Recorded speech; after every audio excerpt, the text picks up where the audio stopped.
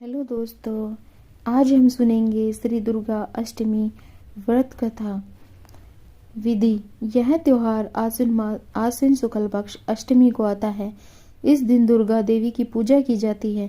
भगवती दुर्गा को उबले चने, हलवा, पूड़ी, खीर, पुआ आदि का भोग लगाया जाता है। बहुत से व्यक्ति इस महाशक्ति को प्रसन्न करने के लिए हवन आदि भी करते हैं। जहाँ शक्ति को अधिक मान्यता दी जाती है वहाँ बहुत बड़ा उत्सव मनाया जाता है। इस दिन कन्या लंगूरा जिमावे, देवी जी की जोत करें। कथा। हिंदुओं के प्राचीन शास्त्रों के अनुसार दुर्गा देवी 9 रूपों में प्रकट हुई है। उन सब रूपों की पृथक पृथक कथा इस प्रकार है। महाकाली। एक बार पूरा संसार प्रलयग्रस्त हो गया था। चारों ओर पानी ही पानी दिखाई देता था। उस समय भगवान विष्णु की नाभि से एक कमल उत्पन्न हुआ। उस कमल से ब्रह्मा जी निकले। इसके अलावा भगवान नारायण के कानों में से कुछ मैल भी निकला। उस मैल से कैटभ और मधु नाम के 2 दैत्य बन गए। जब उन दैत्यों ने चारों ओर देखा तो ब्रह्मा जी के अलावा उन्हें कुछ भी नहीं दिखाई दिया। ब्रह्मा जी को देखकर दैत्य उनको मारने दौड़े। तब भयभीत होकर ब्रह्मा जी ने विष्णु भगवान की स्तुति की। स्तुति से विष्णु भगवान की आंखों में जो माया योग निद्रा के रूप में निवास करती थी वह लोप हो गई और विष्णु भगवान की नींद खुल गई। उनके जागते ही वे दोनों दैत्य भगवान विष्णु से लड़ने लगे। इस प्रकार 5000 वर्ष तक युद्ध चलता रहा। अंत में भगवान की रक्षा के लिए महामाया ने असुरों की बुद्धि को बदल दिया। तब वे असुर विष्णु भगवान से बोले, हम आपके युद्ध से प्रसन्न हैं, जो चाहो वर मांग लो। भगवान ने मौका पाया और कहने लगे, यदि हमें वर देना है तो यह वर दो कि दैत्यों का नाश हो। दैत्यों ने कहा, ऐसा ही होगा।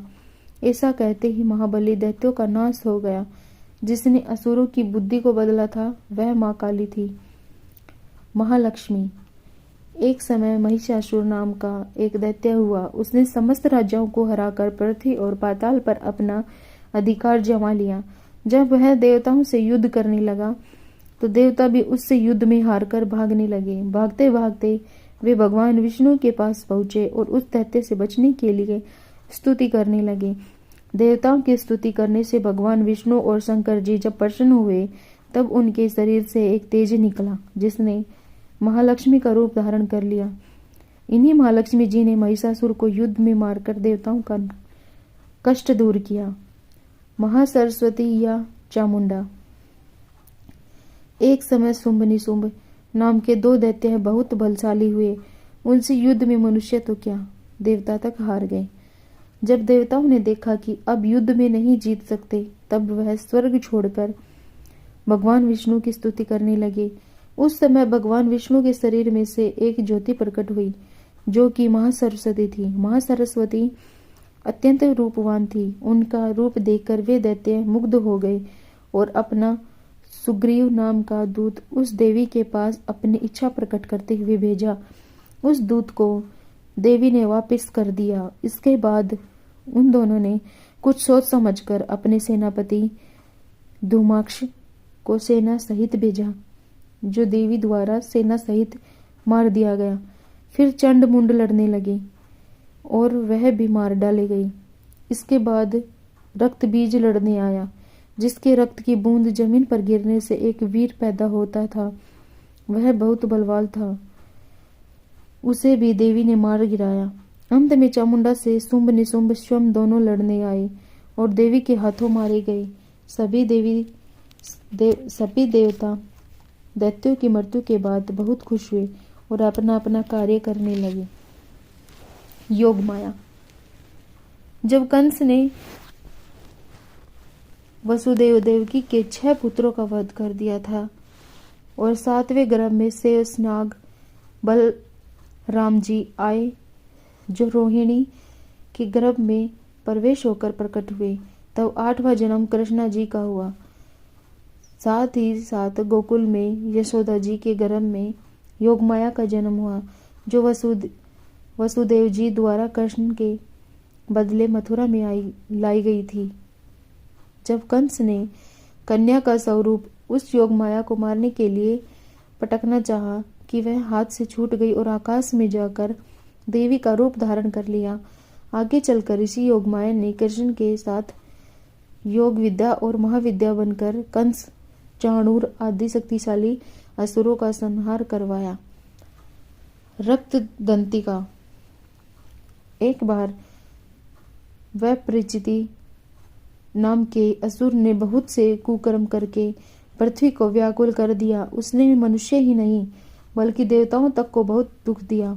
देवताओं और पृथ्वी की प्रार्थना पर उस समय देवी दुर्गा ने रक्तदंतिका नाम से अवतार लिया और वैपरिचिति आदि असुरों का मान मर्दन कर डाला। यह देवी असुरों को मारकर उनका रक्तपान किया करती थी। इस कारण से इनका नाम रक्तदंतिका विख्यात हुआ। शाकुंभरी। एक समय पृथ्वी पर लगातार 100 वर्ष तक पानी की वर्षा नहीं हुई। इस कारण चारों ओर हाहाकार मच गया। सभी जीव भूख और प्यास से व्याकुल हो मरने लगे। उस समय मुनियों ने मिलकर देवी भगवती की उपासना की। जब जगदम्बा ने शाकुंभरी नाम से स्त्री रूप में अवतार लिया और उनकी कृपा से जल की वर्षा हुई, जिससे पृथ्वी के समस्त जीवों को जीवन दान मिल प्राप्त हुआ। भ्रामरी देवी। एक बार अत्याचारी अरुण नाम का एक असुर पैदा हुआ। उसने स्वर्ग में जाकर उपद्रव करना शुरू कर दिया। देवताओं की पत्नियों का अस्तित्व नष्ट करने की कुचेष्टा करने लगा। रक्षा के लिए देव पत्नियों ने भंवरों का रूप धारण कर लिया और दुर्गा देवी की प्रार्थना करने लगी। देव पत्नियों को दुखी जानकर माता दुर्गा ने भ्रामरी का रूप धारण करके उस असुर को मार डाला और देव पत्नियों की रक्षा की। चंडिका। एक बार पृथ्वी पर चंड मुंड नाम के 2 राक्षस पैदा हुए। वे दोनों इतने बलवान थे कि संसार में अपना राज्य फैला लिया और स्वर्ग के देवताओं को हराकर वहां भी अपना अधिकार जमा लिया। इस प्रकार देवता बहुत दुखी हुए और देवी की स्तुति करने लगे। तब देवी चंडिका के रूप में अवतरित हुई और चंड मुंड नामक राक्षसों को मारकर संसार का दुख दूर किया। देवताओं का गया हुआ स्वर्ग पुनः उन्हें दिया। इस प्रकार चारों ओर सुख का राज्य छा गया। श्री दुर्गा जी। एक समय भारतवर्ष में दुर्गम नाम का राक्षस हुआ। उसके डर से पृथ्वी ही नहीं स्वर्ग और पाताल में निवास करने वाले लोग भयभीत रहते थे। ऐसी विपत्ति के समय में भगवान की शक्ति ने दुर्गा या दुर्गसेनी के नाम से अवतार लिया और दुर्गम राक्षस को मारकर ब्राह्मणों और हरि भक्तों की रक्षा की। दुर्गम राक्षस को मारने के कारण ही तीनों लोकों में इनका नाम दुर्गा देवी प्रसिद्ध हो गया।